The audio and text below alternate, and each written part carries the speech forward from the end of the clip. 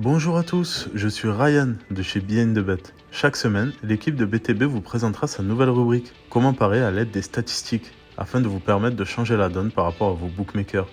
Sans plus tarder, pour ce premier match, nous prenons la direction de la Champions League pour une demi-finale entre le PSG et Manchester City. Lors du match aller, Manchester City a remporté son match face au PSG.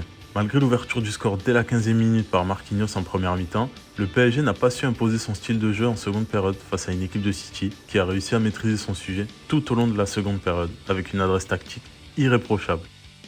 Les Citizens, mieux physiquement, ont réussi à marquer 2 buts en moins de 10 minutes. Revenons sur les statistiques d'avant-match. Si l'on se concentre sur la statistique de victoire, on se rend vite compte que City partait avec une nette avance en termes de pourcentage de victoire. 75% à l'extérieur contre seulement 33% à domicile pour le PSG.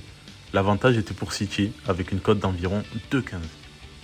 En poussant un peu plus notre analyse, on pouvait également remarquer une statistique très pertinente, celle du vainqueur en seconde mi-temps. Le PSG avait 0% de victoire à domicile, alors que Manchester City culminait à 50% de victoire sur ses secondes périodes, à l'extérieur. Nous aurons pu, grâce à cette information, nous positionner sur cet intitulé qui s'est avéré correct.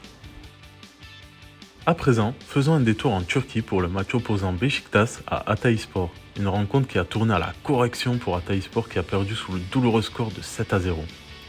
En analysant les performances de chaque club, le Beşiktaş bénéficiait d'une cote de 1,48 chez vos bookmakers. Et pourtant, Beşiktaş disposait surtout d'un ratio de 81% de victoire à domicile, contre seulement 44% pour son adversaire du jour.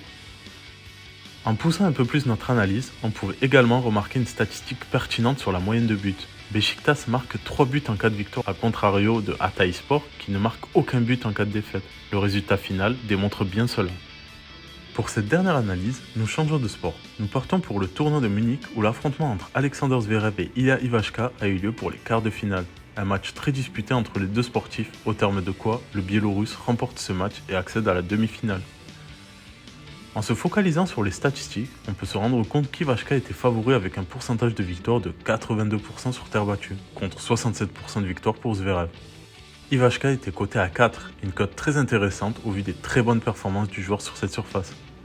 Afin de réduire les risques, nous aurons pu envisager de parier sur l'intitulé Ivashka gagne 1-7, coté à 1,78 en moyenne. D'après les statistiques, le Biélorusse sur ses 5 derniers matchs a toujours gagné au moins 1-7, avec une statistique de 100% en forme. Merci de nous avoir suivis pour cette première rétrospective. Nous nous retrouvons prochainement pour d'autres vidéos. N'hésitez surtout pas à vous abonner et à liker si la vidéo vous a plu. Et pourquoi pas les partager à vos autres amis parieurs. A très bientôt!